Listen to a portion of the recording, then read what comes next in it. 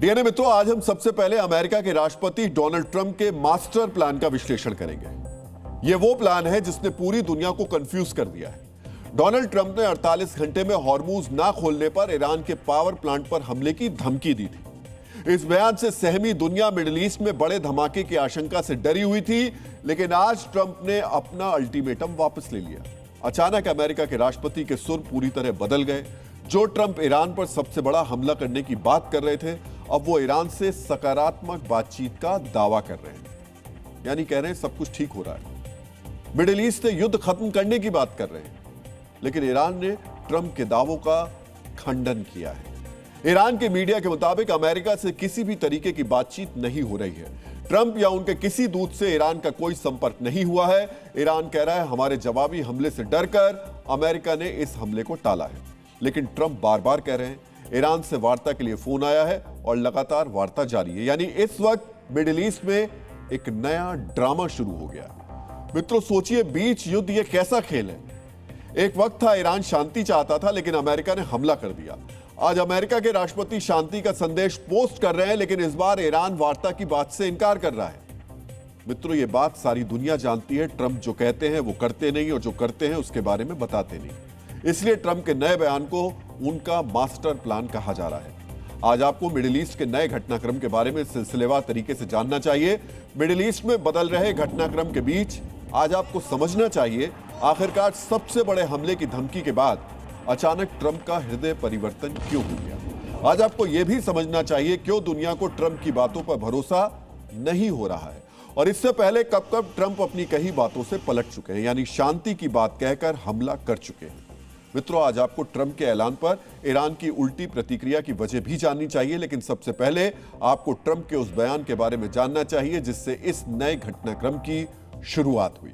मित्रों Donald Trump ने social media पर कहा, यह बताते हुए खुश हूं कि अमेरिका और ईरान के बीच पिछले 2 दिनों में बहुत अच्छी और सकारात्मक बातचीत हुई है, जिसका उद्देश्य मिडिल ईस्ट में हमारे बीच के संघर्ष को पूरी तरह खत्म करना है।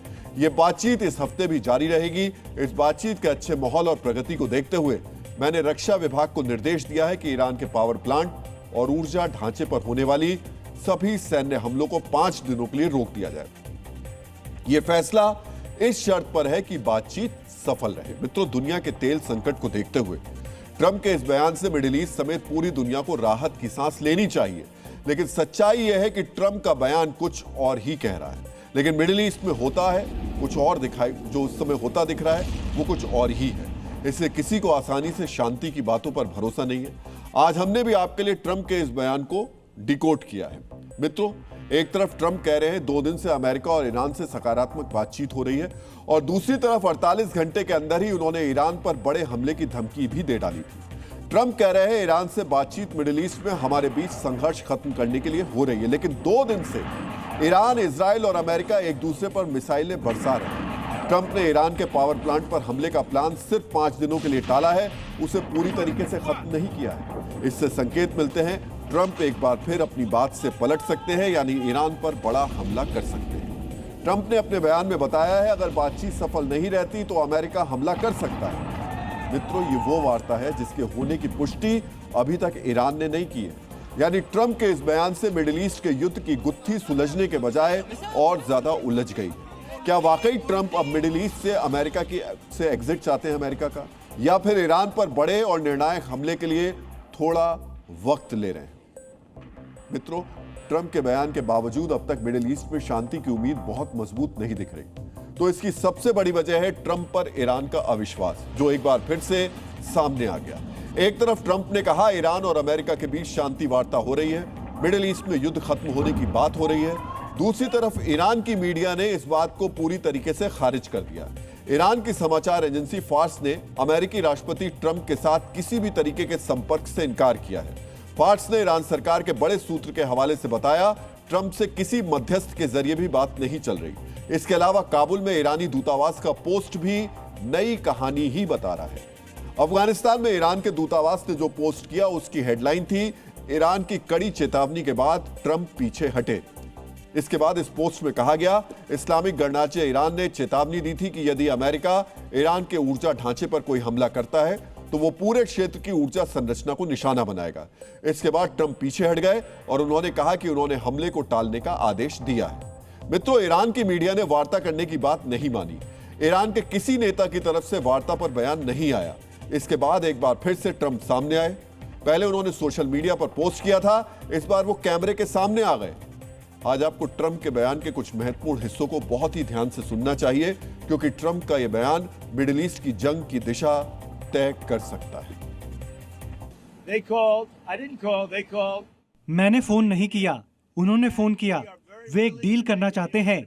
हम डील करने के लिए पूरी तरह तैयार हैं। ये एक अच्छी डील होगी। अब और कोई युद्ध या परमाणु हथियार नहीं होंगे। उन्होंने इस बात पर सहमति जताई है कि अब उनके पास परमाणु हथियार नहीं होंगे। आप ईरान में किससे बात कर रहे हैं? एक शीर्ष व्यक्ति। हमने नेतृत्व को खत्म कर दिया है, लेकिन हम उस व्यक्ति से बात कर रहे हैं जिसे मैं सबसे ज्यादा सम्मानित और एक नेता मानता हूँ। सुप्रीम लीडर नहीं, सुप्रीम लीडर नहीं। हम 5 दिन का समय दे रहे हैं और देखेंगे कि ये कैसे आगे बढ़ता है। अगर सब कुछ ठीक रहा तो हम इस मुद्दे का समाधान निकालेंगे, लेकिन अगर ऐसा नहीं हुआ तो हम अपनी पूरी ताकत से बमबारी जारी रखेंगे।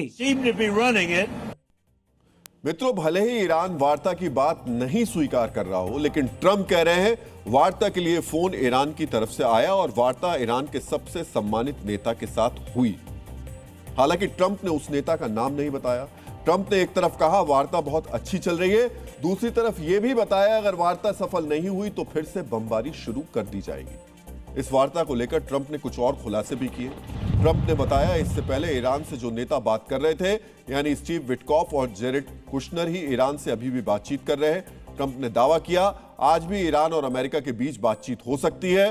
ट्रंप तो यहां तक कह रहे हैं अगर वार्ता सफल रही तो ईरान का सारा संवर्धित यूरेनियम अमेरिका के कब्जे में आ जाएगा और ईरान के लिए यह सबसे अच्छी शुरुआत होगी। ट्रंप ने इजराइल को भी इस वार्ता की जानकारी देने की बात कही है। ट्रंप के मुताबिक अमेरिका ईरान से जो डील करने जा रहा है उससे नेतन्याहू काफी खुश होंगे। हालांकि नेतन्याहू और इजराइल की सेना पिछले 2 दिनों से ईरान पर लगातार बमबारी कर रही है और अभी तक ये हमले रुकने के संकेत नहीं मिल रहे हैं। मित्रों, एक तरफ ट्रंप बड़े बड़े दावे कर रहे हैं, दूसरी तरफ ईरान के तेवर अलग हैं। ईरान ने अब तक ना तो ट्रंप के बातचीत के दावे को सही माना और ना ही ईरान के किसी नेता ने बातचीत की खुली इच्छा जाहिर की। ईरान के तेवर सिर्फ सोशल मीडिया पोस्ट और बयानों तक सीमित नहीं है। ईरान दुश्मनों पर हमले की तैयारी भी कर रहा है। आज आपको जानना चाहिए जिस वक्त अमेरिका के राष्ट्रपति ने ईरान से वार्ता होने की जानकारी दी, उसके बाद से ईरान में क्या क्या हुआ। आज ईरान की मीडिया ने डोनाल्ड ट्रंप के वार्ता वाले बयान का मजाक उड़ाने के लिए अपनी सबसे घातक मिसाइल का इस्तेमाल किया। इस ईरान समर्थित चैनल ने लिखा, खुर्रम शहर 4 के नेतृत्व में एक राजनयिक प्रतिनिधिमंडल आज रात आपात वार्ता करेगा। यानी ईरान की तरफ से अमेरिका और सहयोगियों को बड़े हमले की धमकी दी गई है। इसके अलावा IRGC ने अपनी मिसाइलों को लॉन्च करने से पहले उसमें बाकायदा ट्रंप के पोस्टर लगाए, जिसमें ट्रंप एक बैनर पकड़े दिखाई दे रहे हैं और हॉर्मुज खुलवाने के लिए मदद मांग रहे हैं। यानी IRGC जिसके पास ईरान में असली ताकत है, वो ट्रंप के वार्ता वाले दावे को हवा में उड़ा रहा है। मित्रों, सच्चाई है इससे पहले भी ट्रंप ने ईरान से शांति वार्ता के बीच अचानक तेहरान पर हमला बोला था। पहले ही हमले में ईरान के सर्वोच्च धार्मिक नेता अली खामनेई को मार दिया था। ऐसे में ईरान के लिए ट्रंप पर भरोसा करना बहुत मुश्किल है। दूसरी परेशानी ये, इस वक्त ईरान को कौन चला रहा है इसका भी पता नहीं। अगर ट्रंप किसी से वार्ता भी कर रहे हैं तो क्या उससे हुई डील IRGC या पूरा ईरान स्वीकार करेगा, यह भी तय नहीं है। और सबसे बड़ी बात, ट्रंप कब क्या कर जाएंगे इसका भी पता लगाना मुश्किल है। आज आपको जानना चाहिए इससे पहले कब कब युद्ध या तनाव के बीच ट्रंप अपनी बात से पलट चुके हैं। मित्रों, ट्रंप ने 2017 में उत्तर कोरिया को फायर एंड फ्यूरी की धमकी दी और किम जोंग उनको लिटिल रॉकेट मैन कहकर उनका मजाक उड़ाया। उन्होंने यहां तक कहा कि विदेश मंत्री टिलरसन की उत्तर कोरिया से बातचीत समय की बर्बादी है। लेकिन मार्च 2018 में ट्रंप ने किम जोंग उन से मिलने के लिए हामी भर दी। सिंगापुर शिखर सम्मेलन के बाद उन्होंने दावा किया कि उत्तर कोरिया परमाणु समस्या हल हो गई है, जबकि वास्तविकता में कोई ठोस बदलाव नहीं हुआ था। 2016 में चुनाव प्रचार के दौरान ट्रंप ने बार बार कहा कि अफगानिस्तान में घुसना भयानक गलती थी और सभी सैनिकों को वापस बुलाने का वादा किया। लेकिन 2017 में राष्ट्रपति बनने के बाद अपने पहले प्राइम टाइम संबोधन में उन्होंने अफगानिस्तान में 40 से 50% अधिक सैनिक भेजने की घोषणा कर दी। दिसंबर 2018 में ट्रंप ने अचानक घोषणा की कि सीरिया से सभी 2000 अमेरिकी सैनिक तुरंत वापस बुलाए जाएंगे और आईएसआईएस को हरा दिया गया। लेकिन 2019 में ट्रंप ने फिर से पलटी मार दी। राजनीतिक दबाव और सुरक्षा विशेषज्ञों की चेतावनी के बाद उन्होंने पूरी वापसी नहीं की, बल्कि आंशिक वापसी की। 2024 के चुनाव में ट्रंप ने नो वॉर का वादा किया था। अप्रैल 2025 में उन्होंने ईरान को कूटनीतिक रास्ता अपनाने के लिए 60 दिनों की डेडलाइन दी, लेकिन जब कोई समझौता नहीं हुआ तो इजराइल ने ईरान पर हमला किया और अमेरिका भी संघर्ष में शामिल हो गया। ट्रंप ने अपने दूसरे कार्यकाल में ऑपरेशन मिडनाइट हैमर के तहत ईरान के परमाणु केंद्रों पर हमला बोला। डीएनए मित्रों, यही वजह है जब तक समझौता हो ना जाए तब तक ईरान ट्रंप पर भरोसा नहीं कर सकता, और ईरान का एक बड़ा तबका यही दावा कर रहा है। ईरान के पलटवार की धमकी ने ट्रंप को 5 दिन के युद्ध विराम के लिए मजबूर होना पड़ा। मित्रों, ट्रंप ने जब ईरान के पावर प्लांट्स को निशाना बनाने का अल्टीमेटम दिया तो ईरान ने भी पलटवार की पूरी टाइमलाइन जारी कर दी। ईरान का यह पलटवार प्लान क्या है और इससे मिडिल ईस्ट में अमेरिका के सहयोगियों को कितना नुकसान हो सकता था, आज आपको यह भी समझना चाहिए। यानी मित्रों, जैसे ही ट्रंप ने धमकी वाला पोस्ट शेयर किया, वैसे ही ईरान ने मिडिल ईस्ट में अमेरिका के सहयोगी देशों के लिए सबसे बड़ी चेतावनी जारी कर दी। ईरान की चेतावनी में 3 मुख्य बातें गौर करने वाली। ईरान ने पावर प्लांट के बदले मिडिल ईस्ट के पावर प्लांट्स को निशाना बनाने की धमकी दी। इसके अलावा ईरान ने मिडिल ईस्ट में पीने के पानी का संकट पैदा करने की भी चेतावनी दी। साथ ही ईरान ने यह भी धमकी दी कि वो स्ट्रेट ऑफ हॉर्मूज को पूरी तरीके से बंद कर देगा और यहां ऐसी तैनाती करेगा जिसे तोड़ना किसी के लिए मुमकिन नहीं होगा। मित्रों, ईरान की 3 पॉइंट वार्निंग से पूरा मिडिल ईस्ट दहशत में है और ये डर क्यों है, ये आपको समझना चाहिए। मित्रों, ईरान ने बाकायदा एक मैप जारी कर यह बताया कि वो कहां कहां हमले करने वाला है। ईरान के सरकारी न्यूज चैनल पर यह मैप दिन भर दिखाया जा रहा है। इस मैप में 6 देशों के 10 ठिकानों पर हमला करने की धमकी दी गई। ये ठिकाने क्या हैं, कितने संवेदनशील हैं और अगर इन पर हमला हुआ तो कैसे तबाही आ जाएगी, अब आपको यह भी जानना चाहिए। मित्रों, ईरान ने सऊदी अरब के the village gas power plant को उड़ाने की धमकी दी। इस पावर प्लांट की क्षमता 4000 मेगावाट है। ईरान ने यूएई के बाराकाहा पावर प्लांट को भी निशाना बनाने की धमकी दी। यह 5600 मेगावाट की क्षमता का प्लांट है जो देश की 25% ऊर्जा की आपूर्ति करता है। कतर के रास लफान पावर प्लांट को भी टारगेट पर दिखाया गया। यह कतर का सबसे बड़ा पावर प्लांट है और कतर की 40% आबादी इस पर निर्भर है।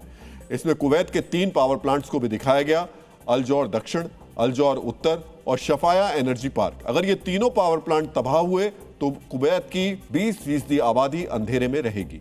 ईरान ने जॉर्डन के अकाबा और समरा थर्मल प्लांट को भी तबाह करने की धमकी दी। ये दोनों पावर प्लांट जॉर्डन की 40% आबादी को बिजली सप्लाई करते हैं। साथ ही बहरीन के अल्दौर प्लांट को भी टारगेट पर दिखाया गया। अगर ईरान ने इस पावर प्लांट को निशाना बनाया तो बहरीन की 25% आबादी पर इसका असर पड़ेगा। मित्रों, खाड़ी के इन 6 देशों के अलावा ईरान ने इजराइल को भी सख्त संदेश भेजा। आज ईरान ने इस मिसाइल की तस्वीर शेयर की। इस मिसाइल पर जो स्टिकर लगा है उसे गौर से देखिए। इस पर लिखा है वी आर रेडी, ऑरोट रेबिन, यानी और ओट रेबिन, हम तैयार हैं। मित्रों, ये इजराइल को ईरान की सबसे बड़ी धमकी माना जा रहा है क्योंकि ऑरोट रेबिन इजराइल का सबसे बड़ा बिजली उत्पादन केंद्र है। इसकी क्षमता 3000 मेगावाट है और इस थर्मल पावर प्लांट पर इजराइल की 20% आबादी निर्भर है। डीएनए मित्रों, ईरान ने पावर प्लांट के बदले पावर प्लांट पर हमले की जो चेतावनी जारी की वो इतनी खतरनाक है कि अगर उन पर सीधा हमला हो गया तो 7 देशों के लोग अंधेरे में जीने को मजबूर हो जाएंगे। मित्रों, क्या ईरान की इसी चेतावनी की वजह से ट्रंप ने 5 दिनों का युद्ध रोक दिया है? क्या इन 6 देशों की सरकारों ने ही अपने पावर प्लांट्स पर ईरान के हमले की धमकी के बाद ट्रंप पर युद्ध को रोकने का दबाव बनाया? डीएनए मित्रों, ईरान ने पावर प्लांट्स पर हमले के साथ साथ मिडिल ईस्ट में जल संकट लाने की भी धमकी दी, क्योंकि धमकी वाला जो मैप जारी किया गया उसमें पावर प्लांट्स के साथ साथ मिडिल ईस्ट के डिसैलिनेशन करने वाले प्लांट्स भी शामिल हैं। मित्रों, डीएनए में हमने पहले भी आपको ये बताया है कि डिसैलिनेशन प्लांट्स वो केंद्र होते हैं जहां समंदर के खारे पानी को पीने योग्य बनाया जाता है। ईरान ने मिडिल ईस्ट के देशों की इसी कमजोर नब्ज पर हमला करने की वार्निंग दी है। ईरानी मीडिया ने जो मैप जारी किया उस मैप पर मुख्य रूप से पावर प्लांट्स दिख रहे हैं, लेकिन आपको यह भी जानना चाहिए कि मिडिल ईस्ट के ज्यादातर desalination plants in power plants के साथ ही स्थित हैं। इन्हें IWPP यानी independent water and power plants कहा जाता है, यानी यहां बिजली और पानी साथ साथ बनते हैं। ऐसे इस मैप के आधार पर जो डिसैलिनेशन प्लांट्स निशाने पर हैं, आपको उनके महत्व के बारे में भी पता होना चाहिए। पहला टारगेट है दुबई का जेबेल अली डिसैलिनेशन प्लांट। ये यूएई का सबसे बड़ा वाटर ट्रीटमेंट प्लांट है। दुबई की 90% आबादी पीने के पानी के लिए इसी प्लांट पर निर्भर है। ईरान के टारगेट पर कतर का अल हॉल डिसैलिनेशन प्लांट भी है। यह कतर का सबसे बड़ा प्लांट है। यह प्लांट कतर की कुल आबादी का 40% पानी प्योरीफाई करता है। कुवैत के अल जौर डिसैलिनेशन प्लांट को भी ईरान ने अपने टारगेट पर रखा है। अगर इस प्लांट पर हमला हुआ तो दक्षिणी कुवैत में बड़ा जल संकट पैदा हो जाएगा। ईरान ने सऊदी अरब के रास तनूरा डिसैलिनेशन प्लांट पर भी हमले की धमकी दी, जो सऊदी अरब की 50% आबादी के लिए पीने के पानी का सोर्स है। मित्रों, ईरान ने अपनी धमकी में कहा है कि फारस की खाड़ी के किनारे जितने भी डिसैलिनेशन प्लांट हैं, उन सबको निशाना बनाया जाएगा। यहां आपको यह भी जानकारी होनी चाहिए कि मिडिल ईस्ट में 56 प्रमुख डिसैलिनेशन प्लांट्स हैं। ये सब फारस की खाड़ी के नजदीक हैं और ये सब के सब ईरान की मिसाइल्स और ड्रोन्स की रेंज में हैं। अगर ईरान ने इन प्लांट्स को निशाना बनाया तो मिडिल ईस्ट में 10 करोड़ लोग पीने के पानी के लिए तरस जाएंगे। मित्रों, डिसैलिनेशन प्लांट्स पर मिडिल ईस्ट कितना निर्भर है और ये कितना संवेदनशील है, इसका विश्लेषण हमने डीएनए के 9 मार्च के संस्करण में किया था। आप हमारा यह विश्लेषण यूट्यूब पर दोबारा देख सकते हैं ताकि आपको पता चल सके कि रेगिस्तान से घिरे मिडिल ईस्ट में पानी कितना कीमती संपदा है। मित्रों, बिजली के बिना एक बार तो जीवन जीने में सोचा जा सकता है, लेकिन इस बार ईरान ने पानी को ही हथियार बना लिया। सवाल यह उठता है, क्या ईरान की इसी धमकी के सामने ट्रंप झुक गए? क्या इसी धमकी की वजह से उन्होंने 5 दिनों के लिए युद्ध रोका है? मित्रों, ईरान ने बिजली और पानी के साथ साथ एक बार फिर स्ट्रेट ऑफ हॉर्मुज को लेकर चेतावनी दी। पावर प्लांट्स पर हमले की धमकी के बाद आईआरजीसी ने जो मैसेज जारी किया वो आपको सुनना चाहिए। अमेरिका के राष्ट्रपति ने धमकी दी है कि अगर ईरान ने हॉर्मुज स्ट्रेट को नहीं खोला तो वो ईरान के पावर प्लांट्स को निशाना बनाएंगे। हमने ये बार बार कहा है कि हॉर्मुज स्ट्रेट दुश्मनों के लिए बंद रहेगा। ये पूरी तरह से बंद नहीं है, ये हमारी निगरानी में है। अगर अमेरिका ने हमारे पावर प्लांट्स पर हमला किया तो जवाब मिलेगा। सबसे पहले हम हॉर्मुज स्ट्रेट को पूरी तरह से बंद कर देंगे और इसे तब तक बंद रखेंगे जब तक हमारे पावर प्लांट्स को दोबारा खड़ा नहीं किया जाएगा। डीएनए मित्रों, आप सोच रहे होंगे हॉर्मुज स्ट्रेट तो पहले से ही बंद है, ऐसे में ईरान हॉर्मुज को लेकर धमकी क्यों दे रहा है?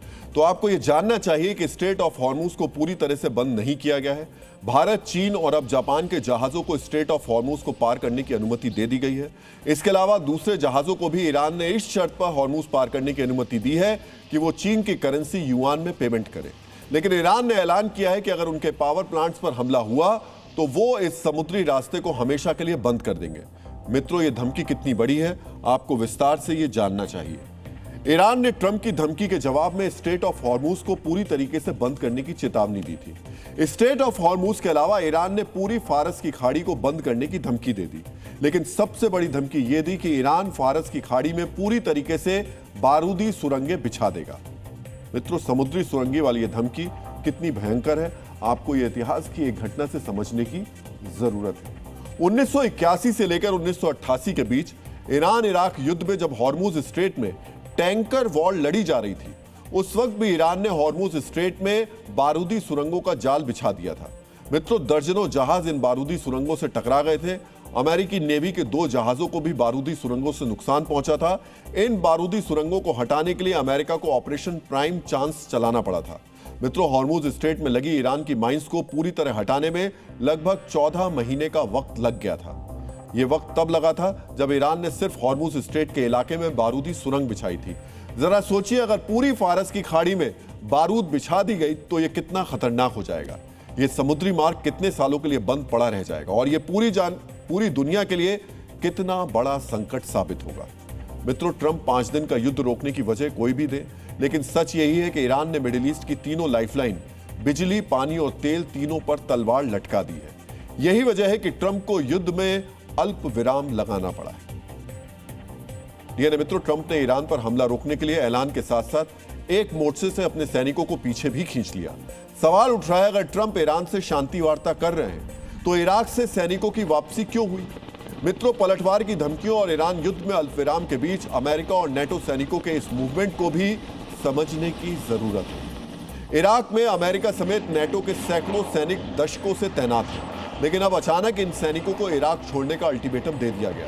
सबसे पहले पोलैंड ने इराक में नेटो मिशन के तहत तैनात अपने 350 सैनिकों को वापस बुला लिया। इसके बाद नेटो के लिए तैनात अलग अलग देशों के सैकड़ों सैनिकों को भी इटली में शिफ्ट किया जा रहा है और अब कई रिपोर्ट्स में दावा किया जा रहा है कि अमेरिका ने भी अपने सैनिकों को बगदाद के विक्टोरिया बेस से निकालने के लिए शुक्रवार को 24 घंटे का अल्टीमेटम दिया था और विक्टोरिया बेस को पूरी तरीके से खाली कर दिया। ऐसे में सवाल उठता है, अमेरिकी सैनिक अचानक इराक छोड़कर भाग क्यों रहे? मित्रों, ट्रंप ने जो मिडिल ईस्ट में महातबाही की धमकी दी थी, उसकी मियाद उन्होंने खुद बढ़ा दी है। ट्रंप के अल्टीमेटम की समय सीमा भले ही बढ़ गई हो, भले ही उन्होंने ईरान के पावर सेंटर पर स्ट्राइक के लिए 5 दिन की मोहलत दे दी हो, लेकिन निवेशकों की बर्बादी लगातार जारी है। खासकर सोने चांदी में निवेश करने वालों पर बड़ी स्ट्राइक हुई है। मित्रों, भारत में आज सोना चांदी और शेयर बाजार के निवेशकों को 26 लाख करोड़ का नुकसान हुआ। जी हां, करीब 26 लाख करोड़ रुपए का नुकसान एक दिन में हुआ। भीषण युद्ध की आशंका से आज बाजार में कैसे हाहाकार मचा, सोने चांदी के दाम में कितनी गिरावट हुई, हम इसका विश्लेषण करेंगे। लेकिन हमारा यह विश्लेषण बहुत गौर से देखिएगा, क्योंकि यह आपकी, हमारी आर्थिक सेहत, मेहनत की कमाई और उसके निवेश से जुड़ा विषय है। मित्रों, क्रिस्टोफर कोलंबस ने कहा है कि गोल्ड एक खजाना है और जिसके पास ये होता है वो इस दुनिया में जो चाहे कर सकता है। गोल्ड को संकट के समय का सबसे भरोसेमंद साथी मानने वाले आज खुद संकट में हैं। वजह है सोने चांदी के दाम में भारी गिरावट। ट्रंप ने पहले 48 घंटे का जो अल्टीमेटम दिया था, उससे विस्फोटक युद्ध की आशंका में सोने और चांदी के दाम औंधे मुंह गिर गए। मित्रों, इंटरनेशनल मार्केट में आज 1 औंस सोने का मूल्य $4,250 रहा। यह कल के मुकाबले करीब 6% कम था। 1 औंस चांदी की कीमत $64 रही। चांदी में आज 7% की गिरावट हुई। बात भारतीय बाजार की करें तो मल्टी कमोडिटी एक्सचेंज यानी MCX पर 24 कैरेट 10 ग्राम गोल्ड की कीमत 1,37,377 रुपए तक गिर गई। आज सोने के दाम में 5% की गिरावट हुई। बात चांदी की करें तो MCX पर 1 किलो चांदी की कीमत आज 2,12,000 रुपए रही। आज चांदी में 6.5% की गिरावट हुई। आज एक समय MCX में सोना 9% तक गिर गया था। यह लोअर सर्किट है। मार्च 2020 के बाद यानी 6 साल बाद MCX में गोल्ड ने लोअर सर्किट को छुआ। MCX में चांदी ने भी आज 9% के लोअर सर्किट को तोड़ दिया।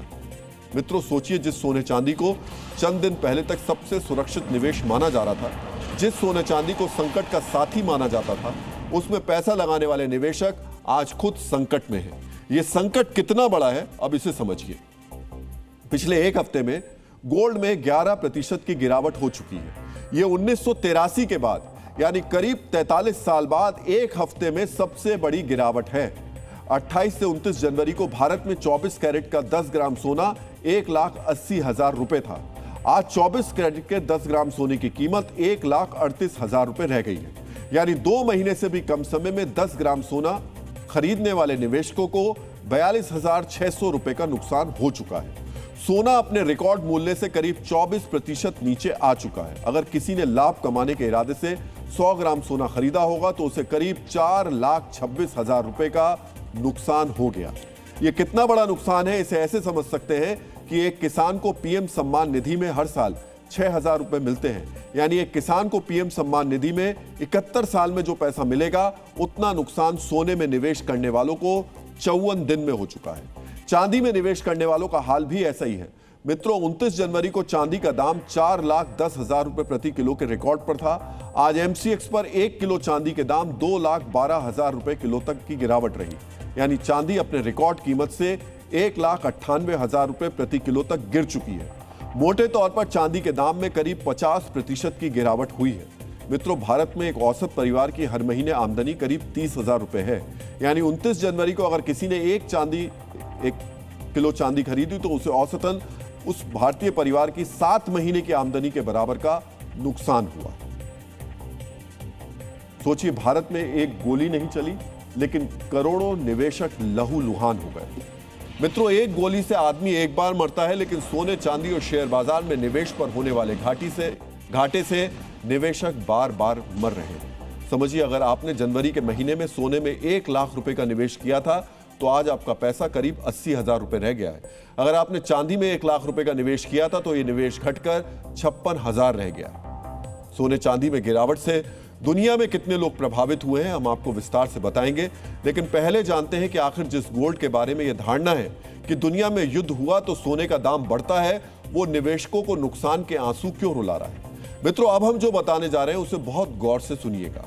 गोल्ड के दाम में जो गिरावट हो रही है उसके पीछे कई देशों के सेंट्रल बैंक हैं। पहले एक आंकड़े को समझिए। रूस के सेंट्रल बैंक ने करीब 9.5 टन सोना मार्केट में बेचा है। बुल्गारिया के सेंट्रल बैंक ने 2 टन सोना बेचा है। कजाकिस्तान के सेंट्रल बैंक ने 1 टन सोना बेचा है। किर्गिज गणराज्य के सेंट्रल बैंक ने 1 टन सोना बाजार में बेचा है। जैसे हमारे देश का central bank reserve bank of India है, वैसे ही सभी देशों में सेंट्रल बैंक होते हैं। ये बैंक अपनी सरकार और अर्थव्यवस्था की जरूरत के हिसाब से सोना खरीदते हैं, अपने रिजर्व में सोना स्टोर करते हैं। अब तक ज्यादातर सेंट्रल बैंक सोना खरीद रहे थे। डिमांड बढ़ने से गोल्ड का दाम ऊपर जा रहा था। इन बैंकों की देखा देखी करोड़ों निवेशक भी सोना खरीद रहे थे। उन्हें उम्मीद थी कि सेंट्रल बैंक की खरीद के कारण सोना और ऊपर जाएगा, लेकिन अब ट्रेंड बदल गया है।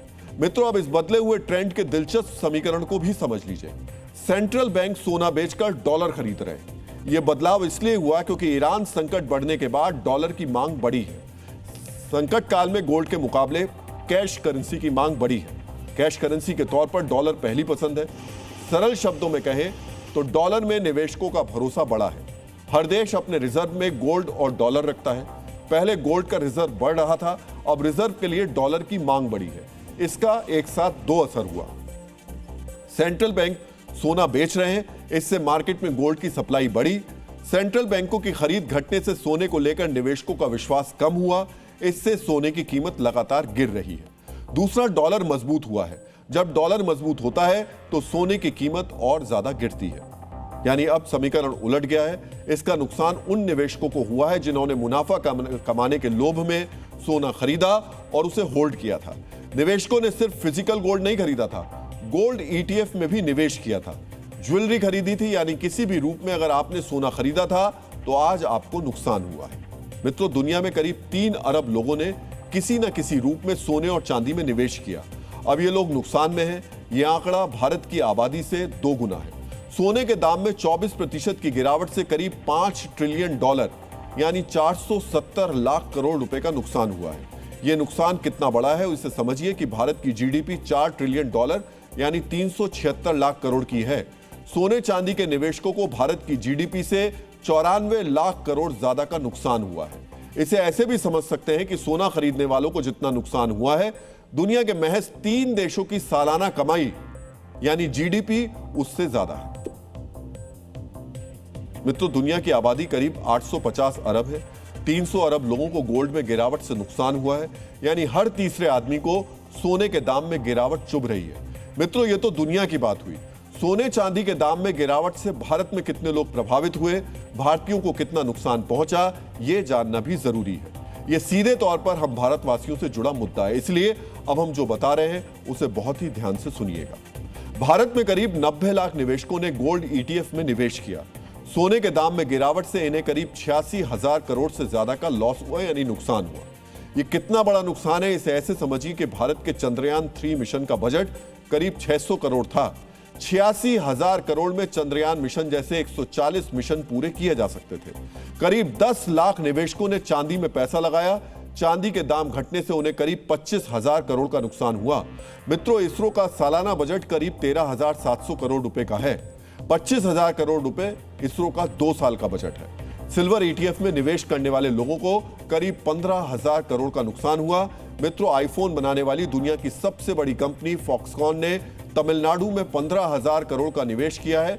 इससे 14,000 नौकरियां मिल रही हैं। इसी तरह सिल्वर ETF में निवेश करने वालों को जितना नुकसान हुआ, उतना पैसा अगर फॉक्सकॉन जैसे फोन प्रोडक्शन में किया जाता तो 14,000 लोगों को नौकरियां मिल सकती थी। मित्रों, भारत में हर परिवार के पास सोने चांदी के जेवर होते हैं। एक अनुमान के मुताबिक भारतीय घरों में करीब 17,000 टन सोना है। यह दुनिया में दूसरा सबसे बड़ा निजी स्वर्ण भंडार है। सोने के दाम घटने से भारतीय घरों में मौजूद सोने के मूल्य में भी गिरावट हुई है। यानी आपके हमारे घर में सोने और चांदी के जो आभूषण हैं, उनकी वैल्यू भी कम हुई। अगर आपने निवेश के लिए सोना चांदी खरीदा है तो आगे आपको क्या करना चाहिए, हम आपको यह भी बताएंगे। कैसे आप नुकसान से बच सकते हैं, हम आपको यह भी समझाएंगे। लेकिन पहले आपको एक और नुकसान की जानकारी दे देते हैं। यह नुकसान शेयर बाजार में इन्वेस्ट करने वाले निवेशकों को हुआ है। मित्रों, आज BSE के सेंसेक्स में 1,837 अंक यानी करीब 2.5% की गिरावट हुई। निफ्टी में 602 अंक यानी 2.5% की गिरावट हुई। शेयर मार्केट में आज एक दिन की गिरावट से निवेशकों को करीब 14 लाख करोड़ का नुकसान हुआ। आज शेयर बाजार के निवेशकों को जितना नुकसान हुआ वो देश के रक्षा बजट का 2 गुना है। आज निवेशकों का नुकसान भारत के रक्षा बजट के करीब 2 गुना। यह रकम स्वच्छ भारत मिशन के बजट का 10 गुना है। सिर्फ भारत ही नहीं, दुनिया के दूसरे शेयर बाजारों में भी गिरावट हुई है। अमेरिका के डाउ जोन्स में करीब 1% की गिरावट हुई। जापान के निक्केई में करीब 4% की गिरावट हुई। साउथ कोरिया के कोस्पी इंडेक्स में करीब 7% की गिरावट दर्ज की गई। हांगकांग का हैंगसेंग इंडेक्स करीब 3.5% गिरकर बंद हुआ। चीन का शंघाई कंपोजिट इंडेक्स 3.5% गिरकर बंद हुआ। दुनिया के इन देशों में शेयर बाजार में गिरावट से निवेशकों को करीब 188 लाख करोड़ का नुकसान हुआ। इतने पैसे से वर्ल्ड फूड प्रोग्राम के तहत दुनिया के 32 करोड़ लोगों को एक साथ निशुल्क भोजन पहुंचाया जा सकता है। दुनिया भर में एड्स, टीबी और मलेरिया जैसी बीमारियों की रोकथाम के लिए चलाए जा रहे कार्यक्रमों को 4 साल तक फंड किया जा सकता है। मित्रों, 5 दिन बाद ट्रंप क्या करेंगे इस पर पुख्ता तौर पर कुछ नहीं कहा जा सकता। अगर आपने सोना चांदी खरीदा है तो अब आपको क्या करना है, इस मुद्दे पर हमने मार्केट एक्सपर्ट से बात की। कई विशेषज्ञों की बातचीत और डीएनए शोधशाला में रिसर्च के बाद हमें कुछ तथ्य मिले हैं, वो अब हम आपके साथ शेयर कर रहे हैं। विशेषज्ञों का कहना है कि गिरावट के बाद रिकवरी भी आती है। हर गिरावट के बाद ऐसा ही हुआ है, इसलिए धैर्य रखें। सुधार में 3 से 6 महीने लग सकते हैं। अगर आपने सोना खरीदा है तो एसआईपी जारी रख सकते हैं। जेपी मॉर्गन, गोल्डमैन सैक्स जैसी रिसर्च एजेंसियों को उम्मीद है कि 12 से 18 महीने में सोना फिर $5500 प्रति औंस तक जा सकता है। अगर आप फिजिकल गोल्ड यानी सोना खरीदना चाहते हैं तो एक बार में सोना नहीं खरीदें, किस्तों में सोना खरीद सकते हैं। वैसे भारत में सोने चांदी की सबसे बड़ी खरीदारी शादी विवाह के लिए होती है। निवेशकों को सोने चांदी के दाम में गिरावट मायूस कर रही है, लेकिन जो लोग शादी विवाह के लिए सोने के आभूषण और चांदी खरीदने की तैयारी कर रहे हैं उनके लिए यह राहत का समय है। मित्रों, अमेरिका के विख्यात अर्थशास्त्री रहे पॉल सैमुअल्सन ने कहा था, बाजार अक्सर खबरों और बयानों पर जरूरत से ज्यादा प्रतिक्रिया देता है। फिर से वही हुआ। जैसे ही डोनाल्ड ट्रंप ने ईरान के पावर सेंटर पर हमले की मियाद 5 दिन बढ़ाई, वैसे ही बाजार से सकारात्मक प्रतिक्रिया आ गई। ट्रंप ने 5 दिन हमला नहीं करने और बातचीत को लेकर जो बयान दिया, उसके ठीक बाद बिटकॉइन और क्रिप्टो मार्केट में उछाल आ गया। कच्चे तेल की कीमतें कम हो गई, यहां तक कि शेयर बाजार के संकेतों में भी सकारात्मक रुख देखने को मिला। इसलिए अब हम ट्रंप के नए बयान के बाद आए शुभ समाचार का विश्लेषण करेंगे। मित्रों, आज एक दिन में भारतीयों के करीब 26 लाख करोड़ रुपए डूब गए। सुबह से लेकर शाम तक शेयर बाजार और सोना चांदी में निवेश करने वालों को झटका लगता रहा। लेकिन जैसे ही शाम में ट्रंप ने ईरान के पावर प्लांट पर हमले को 5 दिन के लिए टाल दिया, वैसे ही शुभ समाचार आने शुरू हो गए। भारतीय बाजार तो बंद हो गए थे, लेकिन बिटकॉइन और क्रिप्टो मार्केट से पॉजिटिव उछाल आया। बिटकॉइन की कीमत में 3.5 से 4.5% तक बढ़ोतरी हुई। ट्रंप के अल्टीमेटम के बाद एक बिटकॉइन की कीमत $68,500 तक गिर गई थी, जो अब बढ़कर $71,500 तक पहुंच गई। 2 दिनों की लगातार गिरावट के बाद आज बिटकॉइन बढ़ा है। ब्रेंट क्रूड में 13% से 15% की भारी गिरावट आई। ब्रेंट पहले 112 से $114 प्रति बैरल तक पहुंच गया था, जो ट्रंप की घोषणा के बाद $96 प्रति बैरल तक आ गया। अमेरिकी बेंचमार्क क्रूड भी लगभग 13.5% तक गिरकर $85 प्रति बैरल के निचले स्तर तक पहुंच गया। इसके अलावा यूरोपीय गैस की कीमतों में लगभग 5.5 यूरो की कमी आई। जापान और दक्षिण कोरिया के बाजारों में आई शुरुआती गिरावट के बाद रिकवरी शुरू हो गई। मित्रों, तेल की कीमतों में तेज गिरावट इसलिए हुई क्योंकि तनाव कम होने के संकेत मिले। इससे तेल सप्लाई में रुकावट की आशंकाएं घट गईं। यह भारतीय बाजार के लिए भी अच्छा संकेत है। विशेषज्ञों को उम्मीद है कि कल जब बाजार खुलेगा तो उछाल देखने को मिल सकता है। डीएनए मित्रों, तेल को लेकर सेंटीमेंट्स बेहतर होते दिख रहे हैं, लेकिन दुनिया भर के यहूदियों के लिए खतरा बढ़ता जा रहा है। 24 दिनों के युद्ध में ईरान का समर्थन करने वाले तत्वों ने इजराइल के बाहर बसे यहूदियों को भी निशाना बनाना शुरू कर दिया। मित्रों, अब हम इसी सवाल का विश्लेषण करने जा रहे हैं। जब जब इजराइल जंग के मैदान में उतरा है, तब दुनिया भर में यहूदियों पर हमले क्यों शुरू हो जाते हैं। मित्रों, इस विश्लेषण को समझने के लिए आपको 2 तस्वीरें बेहद गौर से देखनी चाहिए। आपके टीवी स्क्रीन पर बाईं तरफ जो वीडियो चल रहा है वो लंदन का है। लंदन में एक यहूदी समाजसेवी संगठन की 4 एम्बुलेंस को आग लगा दी गई। दूसरी तस्वीर अमेरिका के न्यूयॉर्क की है।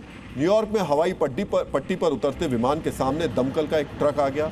विमान और ट्रक की टक्कर हुई। टक्कर में विमान के दोनों पायलट्स की मौत हो गई और 41 यात्री घायल हो गए। मित्रों, इस विमान में ज्यादातर यात्री यहूदी थे। इसी वजह से हादसे को यहूदियों से नफरत के तौर पर जोड़ा जा रहा है। लंदन का हमला वाकई कायराना है। जो एम्बुलेंस लोगों की जिंदगी बचाने के काम आती है उन्हें फूंक कर राख कर दिया गया। इस करतूत ने ब्रिटेन को इस कदर झकझोरा है कि खुद ब्रिटिश पीएम को सामने आकर बयान देना पड़ा। लंदन में यहूदियों पर हमले को लेकर ब्रिटेन के पीएम का बयान आपको भी बेहद गौर से सुनना चाहिए। Well, this is a horrific anti-Semitic attack.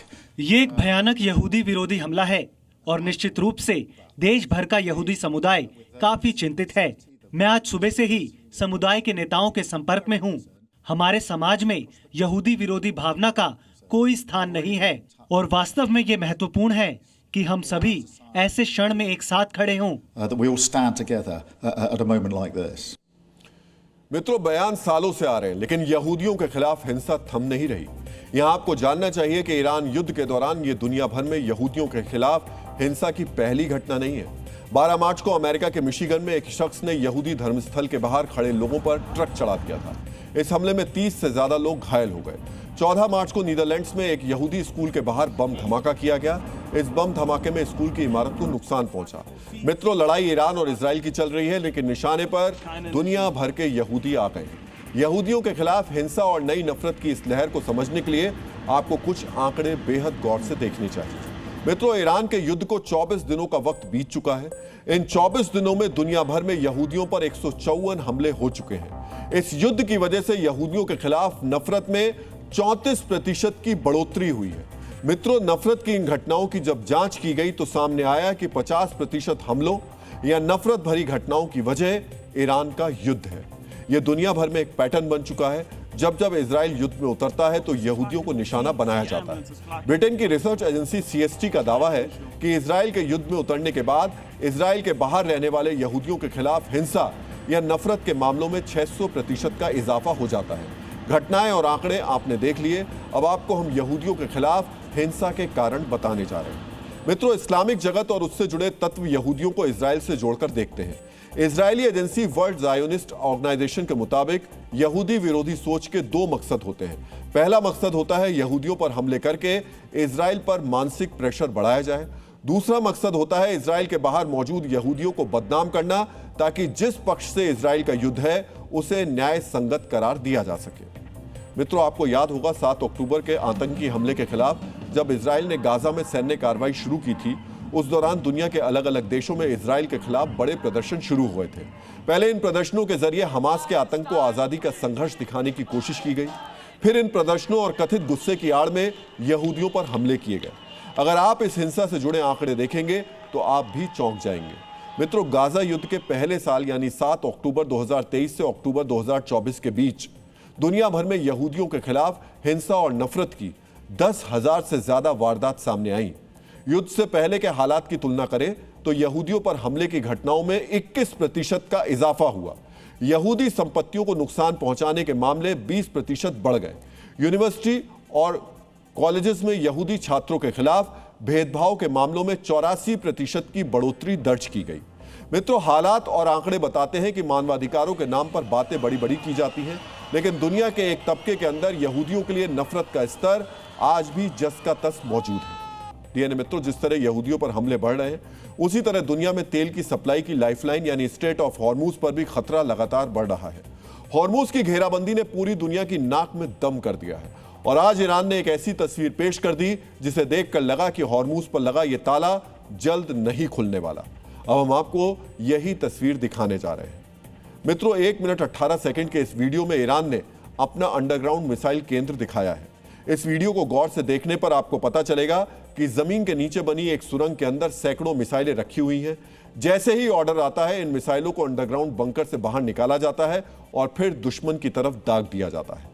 मित्रों, जब पूरी दुनिया हॉर्मूज से आवाजाही शुरू करना चाहती है, ऐसे वक्त में ईरान ने अपनी मिसाइल पावर का सिग्नल देकर यह बता दिया कि हॉर्मूज तभी खुलेगा जब ईरान चाहेगा। अगर ईरान की मर्जी के बिना कोई जहाज निकला तो ये मिसाइलें उसे तबाह कर देंगी। इजराइल और अमेरिका की एयरफोर्स ऐसे मिसाइल केंद्रों को तबाह करने के लिए लगातार बमबारी कर रही है। अगर इजराइल और अमेरिका इस मकसद में कामयाब हो भी गए तब भी हॉर्मूज के लिए ईरान के पास एक ऐसा तुरुप का इक्का है जिसके काट इजराइल और अमेरिका के पास नहीं है। ये हथियार है मिडजेट सबमरीन, जिन्हें बौनी पनडुब्बियां भी कहा जाता है। मित्रों, अब हम आपको ईरान की इन बौनी बारूदी पनडुब्बियों के बारे में बताने जा रहे हैं। एक आम पनडुब्बी तकरीबन 110 मीटर लंबी होती है और इनका वजन तकरीबन 7000 टन होता है। दूसरी तरफ ईरान की मिनी पनडुब्बी सिर्फ 30 मीटर लंबी होती है और इनका वजन 150 टन होता है। एक आम पनडुब्बी को आगे बढ़ने के लिए गहरा समंदर चाहिए होता है, जबकि ईरान की मिनी पनडुब्बी छिछले यानी कम गहराई वाले पानी में भी आसानी से आगे बढ़ सकती है। एक मिनी पनडुब्बी को चलाने के लिए सिर्फ 10 नौसैनिक की जरूरत पड़ती है। इन पनडुब्बियों पर 2 टॉर्पीडो यानी पानी में चलने वाले रॉकेट होते हैं।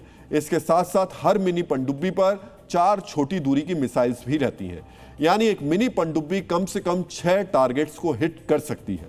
ये पनडुब्बियां ईरान की सबसे बड़ी ताकत क्यों कही जा रही हैं? इस सवाल का जवाब भी हम आपको आगे देंगे, लेकिन उससे पहले आपको एक दिलचस्प तथ्य बता देते हैं। मित्रों, पानी का सबसे बड़ा जानवर है ब्लू व्हेल। एक ब्लू व्हेल की लंबाई तकरीबन 30 मीटर होती है। ईरान की मिनी पनडुब्बी की लंबाई भी तकरीबन 30 मीटर ही है। एक ब्लू व्हेल का वजन तकरीबन 180 टन होता है, जबकि ईरानी पनडुब्बियों का वजन 150 टन है। अगर ये पनडुब्बियां गहरे समंदर में चली जाएं तो दुश्मन की रडार के लिए यह पहचान करना मुश्किल हो जाएगा कि समंदर के अंदर व्हेल मछली चल रही है या फिर ईरान की मिनी पनडुब्बी। अब हम आपको बताने जा रहे हैं हॉर्मुज में यह पनडुब्बी कितनी घातक साबित होती है। मित्रों, स्ट्रेट ऑफ हॉर्मुज में पानी की गहराई काफी कम है। औसत गहराई करीब 100 मीटर के आसपास है। इतने कम पानी में किसी नौसैनिक जहाज के लिए तेजी से आगे बढ़ना मुश्किल होता है। इसी वजह से जब दुश्मन का कोई जहाज हॉर्मुज में आता है तो ये मिनी सबमरीन तेजी से पानी के नीचे आ जाती हैं, जहाज पर हमला करती हैं और फिर उसी कम गहराई वाले पानी में लौट जाती हैं। ये पनडुब्बियां 30 मीटर गहरे पानी में भी रह सकती हैं। इतनी कम गहराई वाले पानी में दुश्मन के नौसैनिक राडार यानी सोनार भी काम नहीं कर पाते। इसी वजह से दुश्मन ये पता नहीं कर पाता कि ईरान की बौनी पनडुब्बी कहां छिपी हुई है।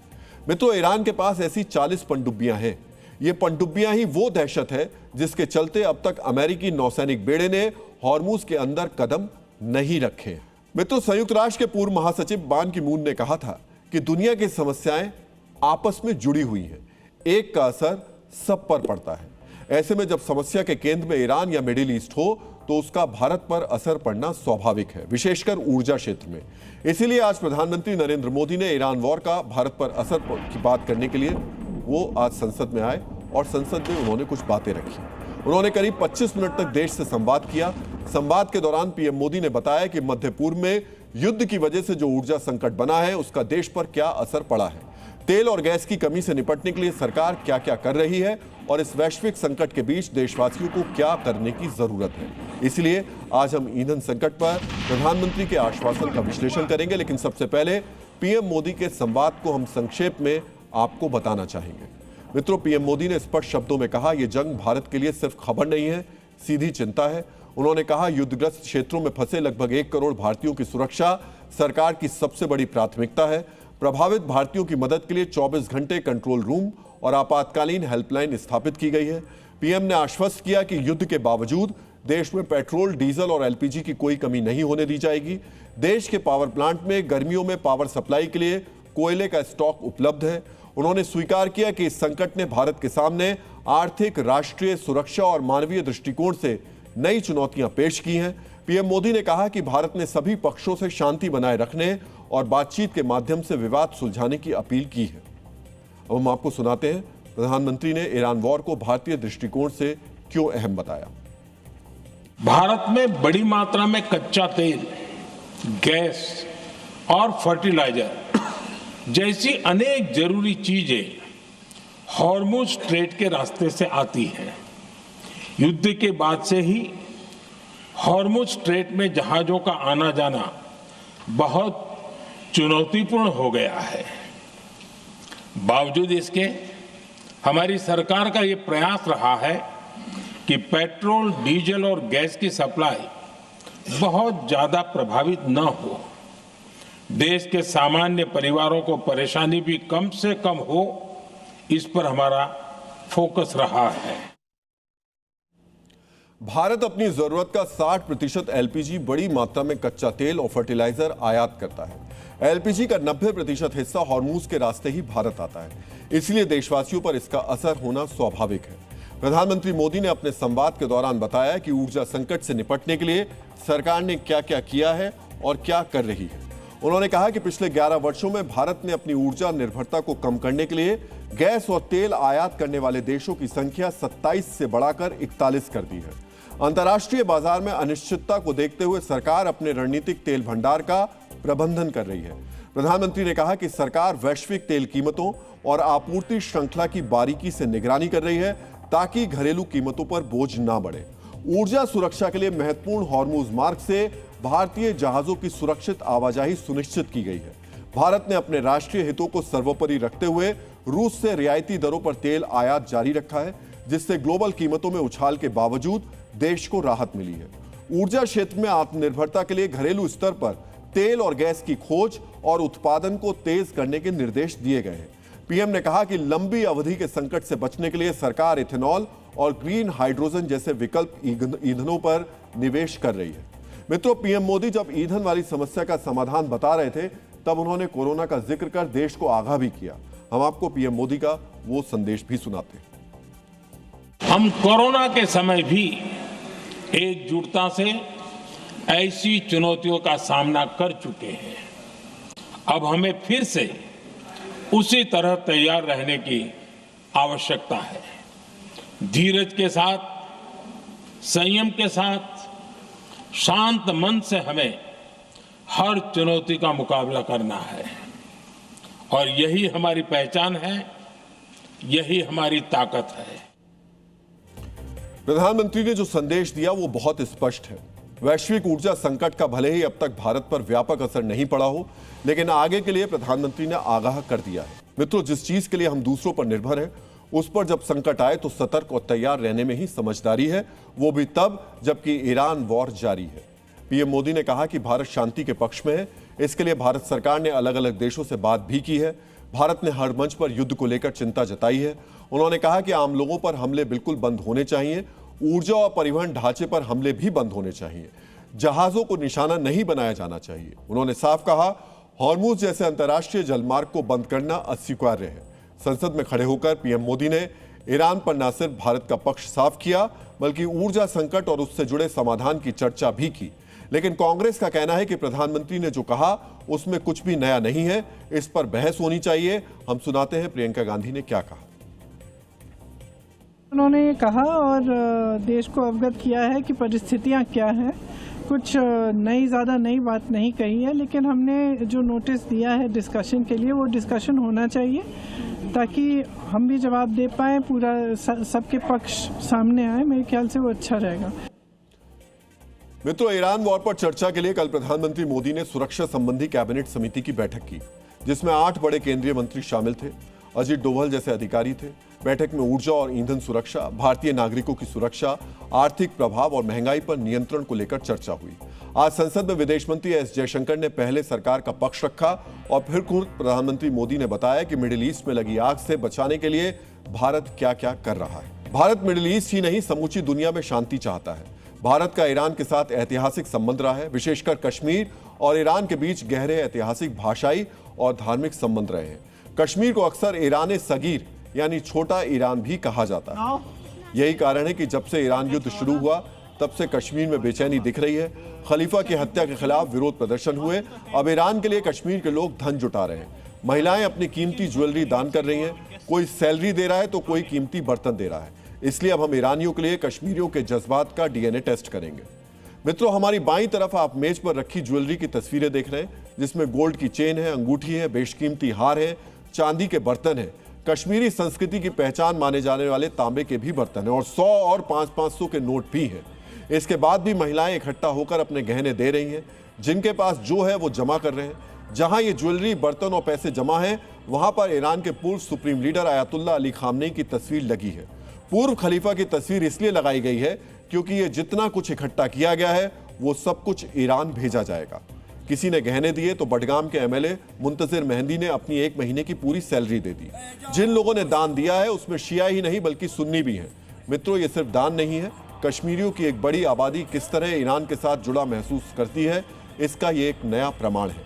हम आपको सुनाते हैं ईरान के लिए कश्मीर के बडगाम और बारामूला में अभियान चलाने वाले कश्मीरी युवक क्या कह रहे हैं। ईरान की मदद करने के लिए दिल बड़ा होना चाहिए, कॉन्शियस होना चाहिए, एक इंसान का ज़मीर ज़िंदा होना चाहिए। और आई थिंक कि कश्मीर के लोगों में माशाल्लाह काफ़ी ज़मीर ज़िंदा है। बिला मज़हबत मिला मिलत हर कोई खड़ा है अभी। अब देखना यह है कि जब जहाँ पे इंसानियत का तकाजा है वहाँ पे